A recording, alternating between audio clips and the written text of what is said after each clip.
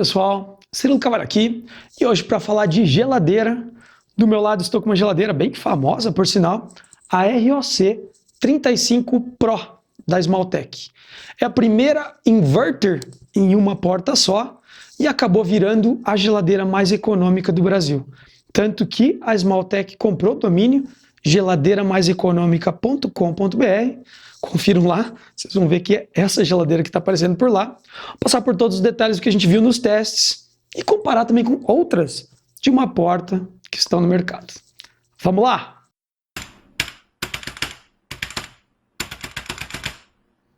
Pessoal, a Smalltech é mais conhecida por fogões, cooktops hoje em dia também, purificadores de água, e eles também têm uma pequena linha de refrigeradores. Principalmente produtos mais simples, como este modelo aqui, que está para brigar com outros refrigeradores mais simples do mercado.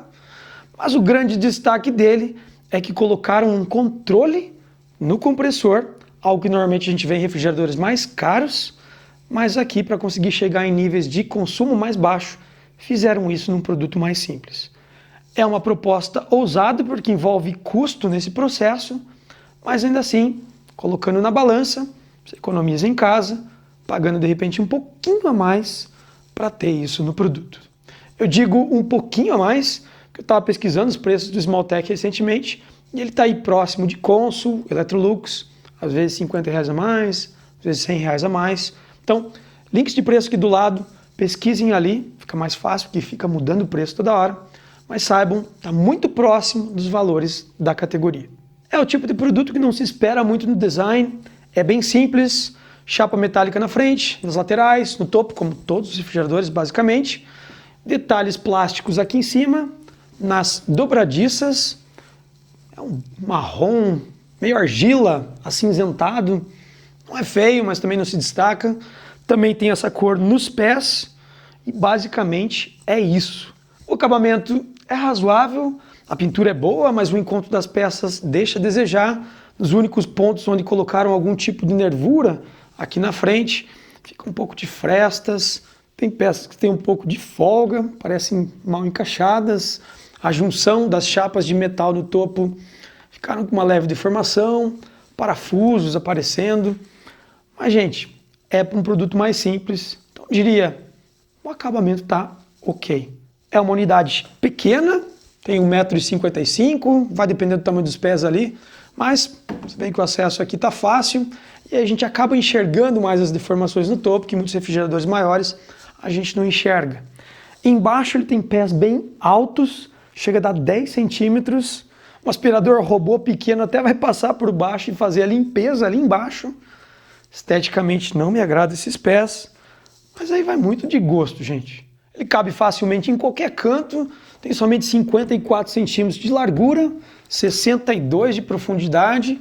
E aqui é importante lembrar que a serpentina é visível atrás, então nada de espremer o conjunto contra a parede, que pode, dependendo da situação, danificar a serpentina. Internamente, a porta aqui é um pouco pesada, ela demanda 4 kg de força para abrir e os pés deixam um pouco a desejar. Ele flamba um pouco, quando você puxa ele dá uma torcida, e aí mesmo que estejam nivelados, ele acaba trabalhando. Se você tiver com unidade vazia ou com pouca carga, provavelmente vai deslizar puxando e acaba que a gente bota a mão para puxar e abrir a porta e ele não ficar andando. É um conjunto que tem o congelador interno, não é freezer, congelador. Freezer chega até -18 normalmente, o congelador trabalha em -6. A porta fecha por interferência, com um dentinho aqui do lado, é comum nesse tipo de refrigerador. E aqui é só uma cavidade onde fica a serpentina de resfriamento. Então esse tipo de conjunto não tem serpentina de resfriamento nas laterais, todo o resfriamento ocorre aqui, nessa chapa metálica. Então o conjunto resfria e por convecção vai levando o frio para baixo. A cavidade não tem nenhuma prateleira, é super simples, é curvo nos cantos, uma chapa metálica dobrada. 27 litros tem no congelador e aqui daí tem uma bandejinha que vai fazer a coleta quando você degelar o congelador. Aí aqui embaixo a gente tem 3 prateleiras metálicas e uma prateleira plástica fixa, que também é a tampa para a bacia de legumes e frutas. Tudo é muito fácil de remover, preciso só de 90 graus aqui para remover qualquer coisa. Então a bacia aqui ó, entra com facilidade. E as prateleiras têm alguns níveis possíveis. Cada uma delas tem 2 suportes dos lados, então eu consigo mover 2 níveis. Deixa eu tirar aqui. A prateleira de cima é a mais alta, chega a dar 30 centímetros de altura. E as outras duas, mesmo que eu coloque nas configurações mais altas, vai dar aí perto de 22,5. A grade é vazada, com hastes finas, mas aguenta bastante peso. A Smalltech aí deixou uma folga grande nas laterais, então mesmo que você coloque muito peso, vai ceder antes o metal aqui no centro e amassar do que ela ceder nas laterais.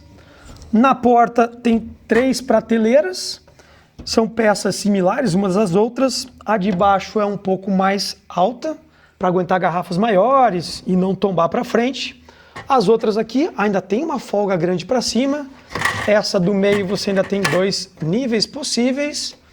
E ela vem também com umas bandejinhas para ovo, bem simples, mas atende propósito. No topo tem mais um espaço aqui, também dá para chamar de prateleira, mas basicamente é uma haste para segurar latas. E aqui eu estou com uma lata mais alta, e essa lata cabe tranquilamente também, então daria latas de 350 ou de 475 ou 73 também.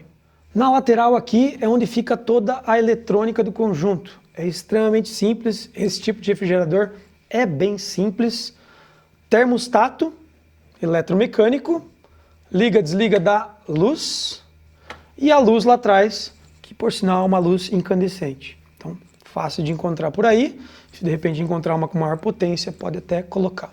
Ilumina bem internamente, principalmente na cavidade no topo, mas na porta não vai iluminar nada, tá? Então, simplesmente é o básico de iluminação possível para um refrigerador pequeno. Por sinal, aqui a gente tem 259 litros total, 27 do congelador e 232 do refrigerador. Pessoal, agora vamos passar para os principais detalhes da entrega do conjunto, mas antes pincelar um pouco do controle, que é o destaque do inverter. Basicamente, um refrigerador comum, ele fica ligando e desligando o motor, ou o compressor, de acordo com a variação da temperatura interna. Então, quando a temperatura está muito alta, ele liga o compressor, quando ela baixa demais, ele desliga e fica fazendo um dente de serra. No inverter é diferente, ele fica monitorando isso e ele vai baixando a potência até chegar naquela temperatura ideal e aí ele vai segurar aquela potência. A gente já viu nos refrigeradores anteriores que chegando em certo ponto ele acaba se comportando como um refrigerador comum, mas daí é em potências bem baixas. Aqui é similar, porém tem uma grande diferença, ele tem um termostato eletromecânico. Então, para aqueles mais técnicos, pode ser que estejam se perguntando como com um termostato eletromecânico eu estou fazendo controle de temperatura. Na verdade, ele não faz controle de temperatura. Ele utiliza o torque do motor para identificar como é que está variando a demanda de potência dele. Provavelmente a viscosidade do líquido ou do gás que passam pelo compressor tem uma relação direta com a temperatura. Então, quando tem uma temperatura muito alta internamente, essa viscosidade vai afetar o torque do motor e ele sabe que ele tem que trabalhar com uma potência mais alta para esfriar. Depois, quando está chegando mais perto das temperaturas internas que são controláveis, quem vai atuar é o termostato eletromecânico. E aí ele vai ficar ligando e desligando por conta. Então você tem uma mistura de controle do inverter e do controle do termostato eletromecânico. Ainda assim, gente, ele consegue atingir uma economia que deixa ele como o mais econômico do Brasil. Comparando com todos os outros, ele está consideravelmente abaixo e quando fazendo uma relação de litros de volume, fica ainda mais claro que ele precisa de menos energia para o volume interno que tem. Agora, nas temperaturas, lembrando, convecção, a gente tem a temperatura mais baixa do refrigerador inteiro e até envolvendo o congelador na gaveta. Essa gaveta de extra frio chega a trabalhar abaixo de zero e quando próximo do congelador, na parte de cima, fica aí menos 10, menos 15, mas quando ela está mais próxima do refrigerador, aí ela fica próxima de zero. Então é uma gaveta legal para trabalhar com alguns alimentos, mas grande parte deles vai congelar pela proximidade do congelador. E aí o ponto mais frio do refrigerador é logo abaixo da gaveta. E aí vai ficando mais quente para baixo. Quando trabalhando no termostato no médio, a bacia ficou perto de 10 graus em média e no centro geométrico ficou em torno de 3. Agora, quando você coloca o termostato no máximo, aí o centro geométrico chegou a bater menos 2,5. Então, grande parte dos alimentos vai congelar se você trabalhar com o termostato no máximo. O congelador trabalha basicamente em menos 5, menos 6, quando selecionando a temperatura média. Agora, se quiser a temperatura mínima, ele consegue chegar até menos 12. Mas algo importante para vocês saberem do congelador em si, ele tem um comportamento muito diferente dos refrigeradores que têm freezer e refrigerador separados. Aqui, como você está usando o resfriamento do congelador lá para baixo, você não tem quase vedação nenhuma no conjunto e caso acabe a energia, em menos de 30 minutos a temperatura do congelador já vai estar acima de zero. Ele não contém quase nada do resfriamento aqui, acaba vazando pelo refrigerador. A contenção de calor desse refrigerador também não é muito grande, em 1 hora mais ou menos já vai estar com a temperatura aí beirando quase 15 graus interno.